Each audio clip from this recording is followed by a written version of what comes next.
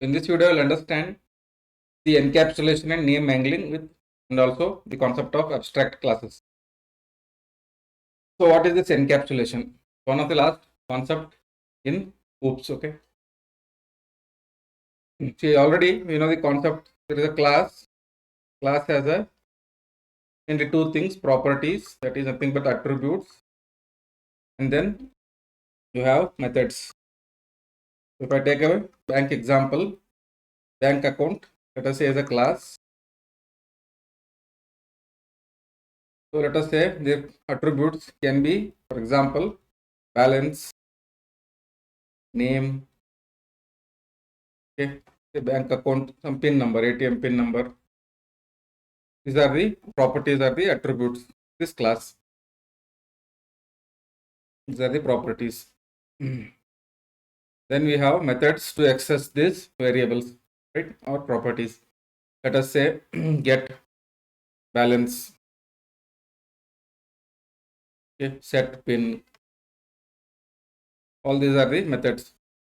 Now here encapsulation means all these properties and methods are put it in a class so that the object of that instance or instance of that class, that is the object, can access these properties and through those methods.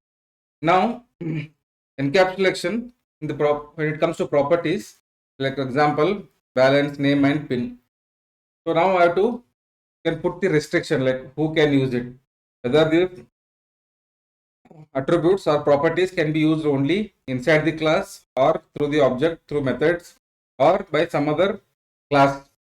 Okay. So that, for example, in Java and C++, they are very strict. Okay, they use different scopes. Okay, private, then you have protected, and then public. So public means you can be used by anyone. Okay. These are the attributes. Protected means we put some restrictions who can access and who cannot access. Private means it should be only edited. Basically, you cannot edit from the outside the class. Okay. Now Python also supports that, but it is not strict. So in Java and C++, they are very strict. That means they enforce the conditions. Private means it cannot be edited from outside the class, for example. But here, even though we have that flexibility, but it is not mandatory to follow it. It is left to the developer, and the good way of developing is not to change the private variables. Okay, so that is the concept. So that these facilities are provided, but they are not strict in Python. That is what how we can understand. So how will you represent it? So we don't have keywords like private, protected and public, just like we have keywords in Java. For example, these are the keywords in Java for declaring the attributes or properties for particular scopes or particular restrictions or access or visibility. Here we don't have keyword, instead we'll use some prefixes. Okay. So public means no prefix, free access. If I in my class, if I just write name, or say you will usually write self.name. So there is no prefix, means you will not use any prefix. That is basically we are using underscore as a prefix here. So this is just indicates public. So anyone can use it.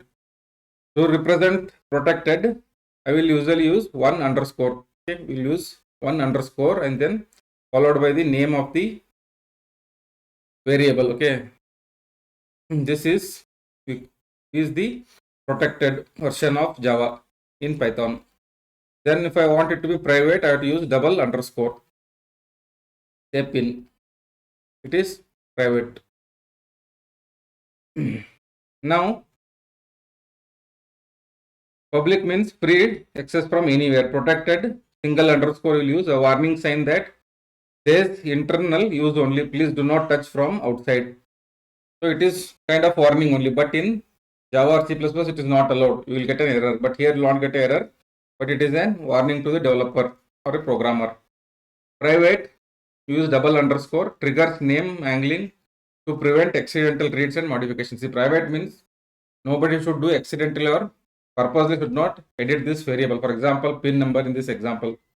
The pin is very secure, very private, right? So accidentally or maliciously, nobody should change this pin. Okay, for this, Python provides double underscore for private variables, but you can still change it. You can still change it. That's what I'm saying. Python is not fully restrictive. It will not restrict, but so how it will secure is through something called as name mangling. What is name mangling? When you add two underscore at the start of the attribute name, Python rewrites the variable name behind the scenes. For example, when I write underscore pin, so it means private, right? Someone it tries to modify like this pin. Let us try to set it as 1, 2, 3, 4, for example. So it can be done, but how it tries to avoid, okay, is through adding the class name to this variable. So instead of this, it transfers an attribute named underscore pin inside a class called bank account. Automatically becomes underscore bank account underscore pin. Okay.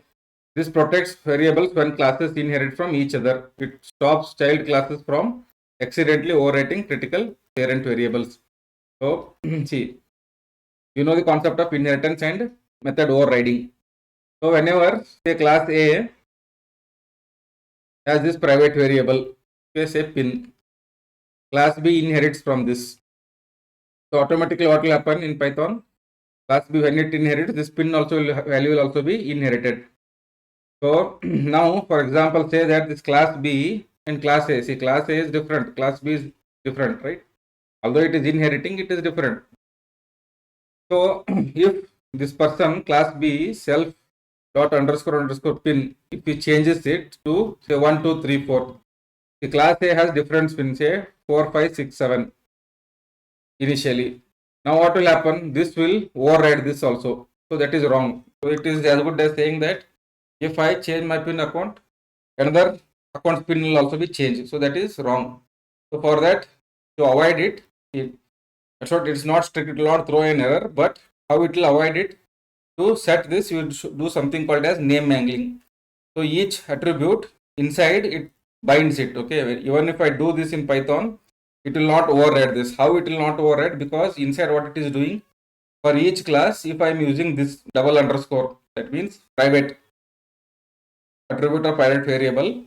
So internally what it is doing, it will take for say class A self dot underscore A, then underscore pin. This is what it sets. Yeah, the class name is here. So for B, it sets self, it treats it as like this inside B underscore B, then dot pin. So whenever I set for this class B, exactly that means what I am setting this pin. So this will not be affected. So this adding this class name in between is called as name mangling. So that is a simple concept. You can still bypass this, okay, because you already know. If I now B tries to do self dot underscore A underscore pin, this is still possible. Okay, you can bypass this guardrail, but Python will do it, but it's generally it's better to avoid it. So that is what it is discouraged. This will work even though it is discouraged. Okay. Let us take a full example. Understand. Class bank account. You have a method inside that. The init method with self, then owner, amount, and pin code. These three are the say variables or properties. So self dot owner is public. Underscore balance means protected. Underscore pin means pin code. So now I will initiate create a object of bank account alias 5,000 and 1, 2, 3, 4. So print account dot owner will set alias account dot underscore balance 5,000 works, but discourage. You should not do it. That's what it says. Trying to access the pin original private name will fail. Okay. So print account dot underscore pin will raise an attribute error. Accessing via the true mangled storage name. So this is still possible. That's what I told in the previous example. but it is, you should not do it. Okay, that is, avoid it.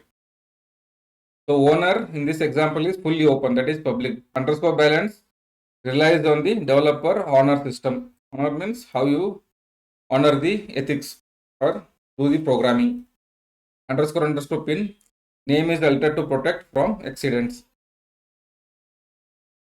So that's about the encapsulation and name mangling. Now we'll see the last concept, that is abstract base classes. See, it is also linked to polymorphism only. In polymorphism, what you do, you usually go for method overriding. Okay, you define a method in the parent class, and then in the child class you override that method, okay, with your task. Or you can do both the task as parent as well as child, different tasks combined together in one function or method. Now what is abstract base class? It makes sure that whenever a class inherits a parent, all the functions or the methods should be overridden. Okay, in polymorphism, when I do method overriding, it's not mandatory. It's not mandatory to override all the classes. Okay, but if I use abstract base class, this is a good way of programming. Okay, when you inherit something, you do what you require. Otherwise, no, don't inherit it. Okay, if you are inheriting, then you are also inheriting the methods in the parent class. So when I inheriting something, I want to change something. So if you are not inheriting, please don't inherit. Okay, if you are not changing, don't inherit. So any class that inherits from me must fill in and define certain missing methods, or Python will not allow you to create objects from it. So this is also called as enforce contracts. To mark missing methods as abstract using @abstract method decorator. Strict safety rule. If a child class forgets to define even one abstract method, trying to create an instance raises a type error. Okay, so that means for declaring it as abstract class, then mandatorily a child class, if it is inheriting from the parent and the parent is abstract class, then definitely you should override or redefine the method. It guarantees the interfaces. It ensures that a group of related classes all share the exact same method signatures, making polymorphism safe. That is the reason I use the abstract class, to make polymorphism safe. If you are overriding, to override the methods, to change the methods. So for example, abstract shape, it just requires an area. It cannot make an object. You cannot create an object from the abstract base class. Then circle will inherit from the abstract shape. So our shape class, which has an method area defined, because every shape should have an area. Then I will inherit a circle. Now circle, when I inherit from this, area will also be inherited, right? This method. What it exactly says, if it is abstract base class, in short in Python you call it as ABC, abstract base class. You implement the area. See, here there is no code. Here there is no code. You implement this area for your functionality, whatever you want. Okay, some pi_r², whatever you want to implement, you implement it. Otherwise, it will throw an error, type error. Let us see an example here. So for abstract class, you have to use ABC. Okay, import from ABC and then abstract method. Here I defined a class shape. It is inheriting the abstract class ABC. It's standard in Python, ABC. And then I am using a decorator method. Why I am using a decorator here? @abstract method. See, @ means decorator. Already learned this. Abstract method. That means this function area will be passed as the input to this okay decorator. Okay, that is a decorator which takes this function as the input and produce the input. Here, because I am not defining anything, that is the reason I have to decorate it. Okay, if I want to define something, I need not pass it through decorator. Okay, so for this example, we are not defining anything in the shape. The area is not defined in the shape. I'm just inheriting the blank method. So I'll create circle, which is inheriting from shape. So I have abstract base class. It has an abstract method area, which is not defined. So that is the reason I am passing through it the decorator. Abstract method decorator. Now circle inherits from this. When I inherit, this area is also inherited and it is not defined here. So definitely I have to define that. Here I am defining return 3.14 that is pi r square. Okay, so for circle area. Now another method, class square, it is not redefining it. See, there should be a function. So what will happen when I create circle? It will create no problem because it is following the rule. Here if I try to create square of 4, the square is not overriding this method. Okay, not defining the area. So that will throw an error. So that is strict polymorphism. So when I inherit, definitely I should redefine that area. So in this, the line s equal to square 4 instantly halts this execution of your script. So it will throw a type error. Can't instantiate abstract class with abstract method area. So what is the key here? Why you are using this? Inheritance is not enough. You must provide the method body if it is marked as abstract. So if it is not abstract class, then you need not override it. Why you are creating abstract class? I told in the beginning, to make the polymorphism safe. So if you are overriding something, if you are inheriting something, please override. Because the reason for inheriting is you want to change the form functionality, right? For your child class. So please do it. That is a safe polymorphism. In the next video, we'll solve problems on the object-oriented programming in Python. And then we'll solve some gate PR keys in the next video. That will complete your Python syllabus for gate DA. Thank you for watching. Please like, subscribe and share.